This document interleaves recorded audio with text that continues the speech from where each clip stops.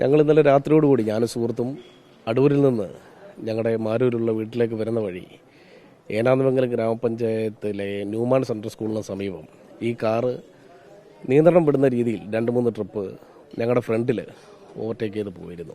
അപ്പോൾ 2-3 ട്രിപ്പ് ഇതിൻ്റെ കാറിലെ ഫ്രണ്ട് ഡോറ് തുറക്കുകയും ഇതിൽ ലെഫ്റ്റ് സൈഡിൽ അക്രമം നടക്കുന്ന രീതിയിലുള്ള ഒരു നമുക്ക് കാണുമ്പോൾ സ്വാഭാവികമായിട്ടും ആ ഒരു ചിന്ത ഉണ്ടാവുമല്ലോ. എന്നാൽ നിരന്തരമായിട്ട് മദ്യപിച്ചിട്ട് ആളുകൾ പോകുന്നതും പ്രശ്നം ഉണ്ടാകുന്ന ഒരു ഏരിയ ആയതുകൊണ്ട് ഞങ്ങൾ ആ ഒരു ഇതിൻ്റെ കണ്ടു. പക്ഷേ ഇതിൻ്റെ അകത്തുനിന്ന് ഒരു സ്ത്രീ ഇറങ്ങുന്നത് നമ്മൾ ഇറങ്ങി വാഹനം അവിടെ നിർത്തി. 3ാമത്തെ ട്രിപ്പ് കുറച്ച് കഴിഞ്ഞപ്പോൾ ആ വാഹനം അവിടെ നിർത്തുകയും ഈ ലേഡി വെളിയിൽ ഇറങ്ങി നിൽക്കുകയും ചെയ്തു. നമ്മൾ സ്വാഭാവികമായിട്ടും ഇങ്ങനെ ആണെങ്കിൽ പോലും ആണാന്നോ പെണ്ണാന്നോ രാത്രി ഇറങ്ങി നിൽക്കുന്നതിൽ നമ്മൾ വേറൊരു അർത്ഥത്തിൽ കാണാത്തത് കൊണ്ട് നമ്മളങ്ങ് പാസ് ചെയ്ത് പോവുകയും ചെയ്തു. പിന്നീട് ഇങ്ങനൊരു സംഭവം രാവിലെ വാർത്തയിൽ കണ്ടപ്പോഴാണ് ഈ കാർ ഐഡന്റിഫൈ ചെയ്യാൻ നമുക്ക് അങ്ങനെ ഒരു ഇതുണ്ടായത്. ഞങ്ങൾ അതിൻ്റെ ഷോക്കായി. 3 ട്രിപ്പ് ഈ ഡോറ് തുറന്നിരുന്നു. 2 ട്രിപ്പ് അടയ്ക്കുകയും കാല് വെളിയിലേക്ക് വന്നു 3ാമത്തെ ട്രിപ്പ്. അതിനുശേഷമാണ് ഈ കാറ് വളരെ സ്പീഡിൽ മതിലിനോട് ചേർത്ത് ലെഫ്റ്റ് സൈഡിൽ വളരെ സ്പീഡിൽ മതിലിനോട് ചേർത്ത് കാർ നിർത്തി കാല് വെളിയിൽ വന്നു. അപ്പോൾ അതിൻ്റെ അകത്ത് ശാരീരികമായിട്ടൊരു അക്രമം നടന്നിട്ടുണ്ട് എന്നുള്ളത് സംശയമുണ്ട് അതിൻ്റെ അകത്ത്.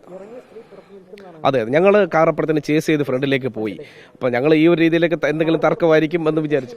കണ്ടു സ്ത്രീ പുറത്തിറങ്ങി നിൽക്കുന്നു. നമ്മളപ്പുറത്തിന് സ്പീഡിൽ വളവാണ് തൊട്ടപ്പുറത്ത്. നമ്മൾ പാസ് ചെയ്ത് പോയി. അതെ കാർ നിർത്തി വളരെ സ്പീഡിൽ. ഈ 3ാമത്തെ ട്രിപ്പ് ഡോറ് തുറന്ന ആ ഒരു സമയത്ത് കാർ ഒരു വളരെ സ്പീഡിൽ കൊണ്ട് മതിലിനോട് ചേർത്ത് കാർ നിർത്തുന്നത് നമ്മൾ കണ്ടു. അതിൽ നിന്ന് ആൾ ഇറങ്ങുകയും ചെയ്തു. അതിൻ്റെ അകത്ത് വണ്ടിക്കകത്ത് വെളിയിലേക്ക് ഇറങ്ങുന്ന ഒരു അതെ